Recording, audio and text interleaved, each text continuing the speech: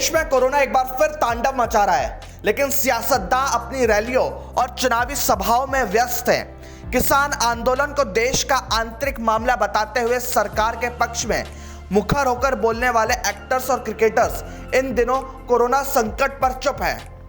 अक्षय कुमार, शाहरुख खान, विराट कोहली, महेंद्र सिंह धोनी जैसे सेलिब्रिटीज को देश ने सिर आंखों पर बिठाया, लेकिन देश के कई शहरों से सामने आती भयावह तस्वीरों पर इन लोगों ने उफ तक नहीं की।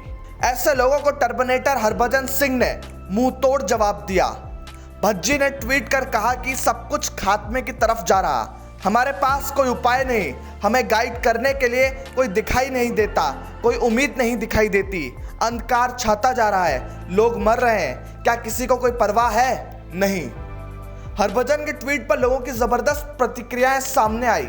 एक ने कहा कि इस देश को बचाने वाले ठेकेदार भी अपने ही चुनावी रैलियों में मशगूल हैं। क्या हो रहा है ये? इन लोगों ने जनता के जीवन के भाव को अपनी तख्त से, सत्ता में रहने के लालच से तौल रखा है। इस दाढ़ी वाले बाबा को सिर्फ अपनी दाढ़ी बढ़ानी है और कुछ नहीं।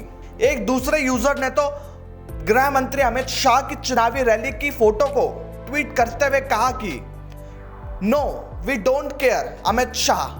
एक दूसरे यूजर ने एक्टर क्रिकेटर्स को डरपोक बता दिया। उसने लिखा कि हमारे अभिनेता, खिलाड़ी, मीडिया स्टार्स किसी में भी ताकत नहीं सच बोलने की, डरपोक है हम सब।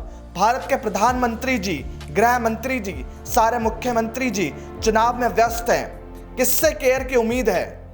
बहरहाल देश में लगातार बिगड़ते हालात के बीच प्रधानमंत्री नरेंद्र मोदी और गृह मंत्री अमित शाह जिम्मेदार पद पर बैठने के बावजूद चुनावी रैलियां कर रहे हैं, भीड़ इकट्ठी कर रहे हैं, लेकिन इस हालात पर ना बॉलीवुड कुछ बोल रहा है और ना ही क्रिकेट जगत से।